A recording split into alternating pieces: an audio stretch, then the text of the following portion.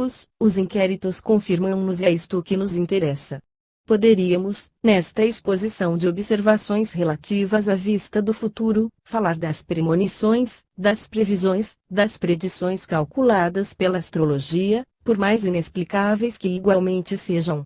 Que o nosso destino possa ser lido nos astros, eis o que parece inadmissível, e absolutamente ilógico para nossa inteligência, depois que a aparência geocêntrica foi dada como falsa pela astronomia moderna. No entanto, há exemplos singulares da realização dessas predições. Falta-nos o espaço para relatá-los. Todavia, citarei de passagem alguns de autenticidade incontestável e devidos a homens de alto valor, astrônomos célebres. David Fabricius, pastor protestante, nascido em Essen, em 1564, falecido em Westerhaft, em 1617, astrônomo a quem se deve a descoberta de Miracelli, a maravilhosa estrela variável da constelação da Baleia, estava em relações científicas com Tycho Brahe e Kepler e, como eles, ocupava-se da astrologia, em que de resto tinha fé. Ele mesmo calculava, em conformidade com as constelações, que o 7º dia do mês de maio de 1617 lhe seria fatal. Nesse dia tomou todas as precauções possíveis para evitar qualquer acidente. Finalmente, pelas 10 horas da noite, depois de trabalhos absorventes, pensou que poderia ir tomar ar, durante um momento, ao pátio do presbitério. Apenas aí chegou, um camponês chamado João Ayer, que se julgou visado com o nome de ladrão num dos sermões de Fabricius, saiu de um ponto em que se havia emboscado e, com uma pancada de forcado, fraturou o crânio do pobre pastor, que expirou nessa mesma noite. Conta-se que o seu amigo Tycho Brahe leu, também, nos astros que certo dia designado lhe seria funesto. Em vão se rodeou de todas as precauções, foi atacado, na sombra, por um seu inimigo pessoal, Maldero Piparsberg, que lhe arrancou parte do nariz, o que obrigou o ilustre astrônomo a trazer um nariz de prata. E, efetivamente, em todos os seus retratos, vemos o mesmo nariz listado por uma costura oblíqua. Johann Stoifler, nascido em 1472 e falecido em 1530, muito dado aos cálculos astrológicos, adivinhou com exatidão, pelo menos no que lhe dizia respeito. O exame do ato do seu nascimento levara-o à convicção de que morreria, em dia determinado, do choque de um corpo pesado que devia cair-lhe à cabeça. Nesse dia não saiu. Recebeu alguns amigos e pensava que o resto do tempo se passaria sem novidade, quando, pretendendo chegar a um livro mal colocado na prateleira de uma estante que não estava segura, essa mesma estante lhe caiu na cabeça com todos os volumes que a sobrecarregavam, e morreu, na realidade, das consequências de tal desastre. Bastam esses 3 exemplos para assinalar aqui as numerosas coincidências que não podem ser devidas ao acaso. Os astros nada têm que ver, em si próprios, nessas interpretações, assim como as cartas entre as mãos dos cartomantes. Fabricius, Tycho Brahe, Stoifler, ao fazerem essas profecias, eram influenciados por uma faculdade de intuição secreta supranormal. Sucede o mesmo com a intuição da sobrinha do príncipe de Radziwiłł, relatada pelo redator dos Souvenirs da Marquesa de Crequi, 1834, o príncipe de Radziwiłł havia adotado uma das suas sobrinhas, órfã. Vivia em um solar, na Galícia, e nele havia grande sala que separava os compartimentos habitados pelo príncipe dos das crianças, de sorte que, para poderem comunicar uns com os outros, tinham de atravessar o salão aludido ou fazer caminho pelo pátio. A jovem Inês, de 5 a 6 anos de idade, soltava gritos lancinantes sempre que a obrigavam a passar pela sala mencionada. Apontava, com expressão de terror, o enorme quadro suspenso por cima da porta e que representava Sibila de Cumas. Tentaram, durante muito tempo, vencer essa repugnância, que se atribuía a qualquer obstinação infantil, mas como de tal violência resultassem sérias perturbações, terminaram por permitir que a criança não entrasse na sala e ela, durante 10 ou 12 anos, atravessou, de boa vontade, ao frio e à neve, o vasto pátio ou os jardins, de preferência passar pela porta que lhe provocava impressão intensamente desagradável. A jovem condessa, já noiva, atingira a idade em que devia consorciar-se, houve, certo dia, recepção no solar. As visitas quiseram, durante a noite, entregar-se a quaisquer distrações e foram para o grande salão onde, de resto, o baile de núpcias se devia realizar. Animada pela juventude que a rodeava, Inês não hesitou em seguir os convidados, mas, mal tinha chegado ao limiar da porta referida, quis recuar, confessando o seu terror. Segundo o costume, fizeram-na passar em primeiro lugar, e o seu noivo, os seus amigos, seu tio, rindo-se da sua infantilidade, fecharam a porta atrás dela. A pobre menina tentou resistir e, ao agitar um batente da porta, fez cair o quadro. Essa massa enorme fendeu-lhe o crânio com um dos seus ângulos, matando-a instantaneamente. Interrompo tais exemplos, porque este volume deve ter fim, pedindo mesmo desculpa de, um pouco apaixonadamente, os haver multiplicado, estando os meus leitores de certo convencidos. Conclusão: o futuro pode ser visto. No estado atual dos conhecimentos humanos seria inútil pretender explicar como esta visão se opera em nosso espírito, assim como as sensações que com isso se relacionam. Pensar-se-á que o subconsciente, o ser psíquico, no exercício das suas faculdades supranormais, tais como certas formas de clarividência e, especialmente, a presciência, se liberta das limitações do espaço e do tempo, isto é, das leis que regem o nosso mundo material. É assim que as coisas futuras lhe aparecem como estando no mesmo plano das coisas presentes e passadas. Tira o seu poder de leis ainda desconhecidas.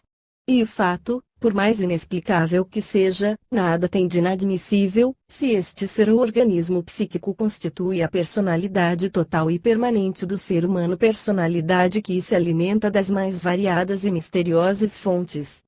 Não haveria, pois, nesta ordem de ideias, a menor temeridade em supor que, sob certas condições favorecidas pelo sono, a hipnose ou êxtase e aquelas predisposições pessoais, influências de manadas do mundo ignorado podem invadir o subconsciente e inspirar-lhe os conhecimentos que revela na descoberta de acontecimentos passados, presentes e, sobretudo, vindouros.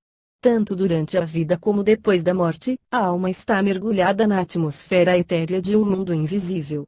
O exame rigoroso dos fatos, a lógica mais cerrada, levam-nos à conclusão de que é impossível atribuir à matéria, ao cérebro, às moléculas cerebrais, a quaisquer combinações químicas ou mecânicas, a faculdade intelectual de ver sem os olhos, de pressentir os acontecimentos futuros, de saber o que se passa ao longe ou o que sucederá no porvir, fatos exteriores ao organismo corpóreo ou à ordem essencialmente mental.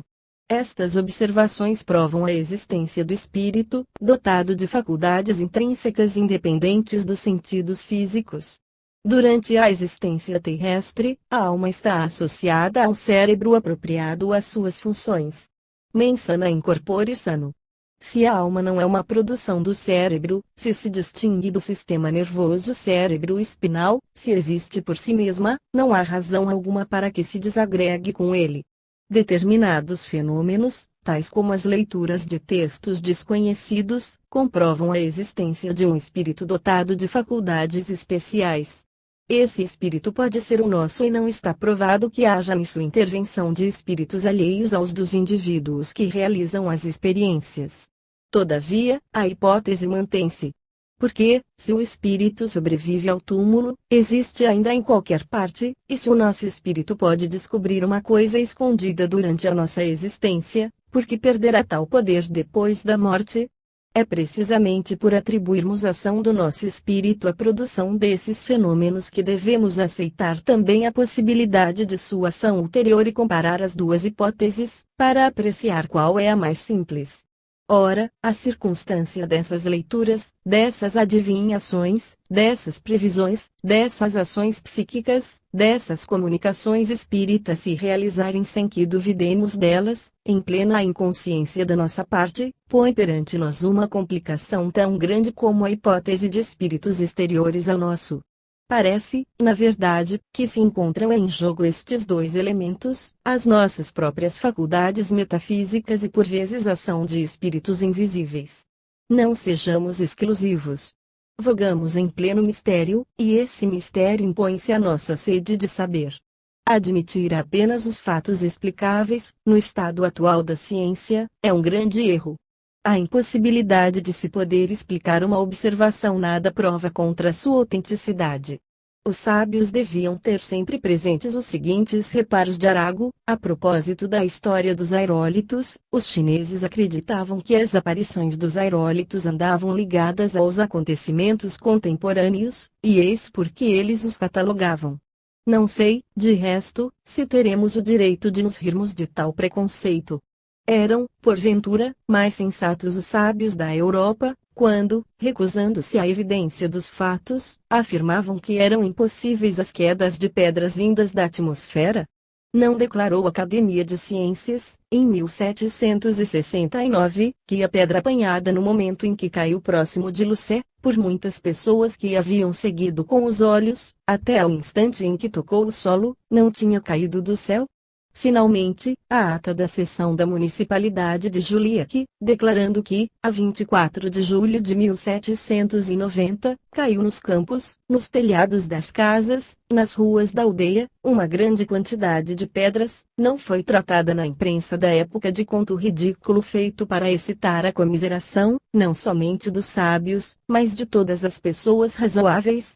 Os físicos não querem admitir senão apenas fatos de que entrevejam uma explicação mais prejudicial, certamente, ao progresso das ciências do que a dos homens a quem se pode censurar uma credulidade demasiada. Quantas vezes não tenho eu repetido que se elabora incompleto erro ao julgar-se que não deve ser admitido um fato que se não possa explicar. Compreender ou não um fenômeno nada prova contra sua existência. Isto mesmo já Cícero dizia. Um fato incompreensível nem por isso deixa de ser um fato, mas uma explicação compreensível não é uma explicação. As faculdades mentais que acabamos de ver em elaboração provam que existe no ser humano um elemento psíquico diferente do organismo físico, vendo através do tempo e do espaço, penetrando o invisível, e para o qual tanto o futuro como o passado podem ser o presente. Estudamos aqui o mundo da alma que não é lícito desconhecer. Para resolver o mistério da morte, para estabelecer a sobrevivência da alma, é preciso convencermos-nos primeiramente de que a alma existe, individualmente, existência demonstrada por faculdades especiais, extracorpóreas, que não podem ser assimiladas a propriedades do cérebro material, a reações químicas ou mecânicas, faculdades essencialmente espirituais, como a vontade atuando sem a palavra, a autossugestão produzindo efeitos físicos, os pressentimentos, a telepatia, as transmissões intelectuais, a leitura no livro fechado, a vista pelo espírito de uma região longínqua, uma cena ou uma ocorrência futura, todos os fenômenos fora da esfera de ação do nosso organismo fisiológico, sem medida comum com as nossas sensações orgânicas e provando que a alma é uma substância que existe por si mesma. Espero que esta demonstração fique rigorosamente feita. As observações psíquicas provam que o universo não se limita às coisas que os 5 ou 6 sentidos derivados da nossa hereditariedade animal atingem. Existem outras ordens na criação. Estando estabelecida a existência pessoal da nossa entidade espiritual, iremos estudar agora, com idêntico método experimental, os fenômenos associados à própria morte, as manifestações de moribundos, as aparições de vivos ou mortos, a constituição do ser psíquico, as casas endemoninhadas, as comunicações de finados, as provas de sobrevivência do átomo psíquico, o corpo etéreo. Tudo o que precede pertence à vida. Chegamos, neste ponto, ao que respeita à morte e ao que se prolonga para além da derradeira hora corpórea. Esta síntese espiritualista nova encontra-se assim dividida em 3 partes, sucedendo-se logicamente, e, antes da morte, provas da existência da alma, e, durante a morte, as manifestações e aparições de moribundos, os duplos, fenômenos do ocultismo, e, depois da morte, as manifestações e aparições de finados, a alma em seguida à morte. A segunda e a terceira partes estão concluídas, como esta, e serão publicadas consecutivamente. O único fim deste trabalho, a única ambição do autor é que este conjunto facilite, tanto quanto possível, no atual estado da ciência positiva, a satisfação desejada por tantas aspirações legítimas para o conhecimento da verdade. Este primeiro volume de uma obra muito complexa prova a existência da alma humana, independente do organismo corpóreo. É este, segundo creio, um fato adquirido da mais alta importância para toda a doutrina filosófica. Fim do primeiro volume.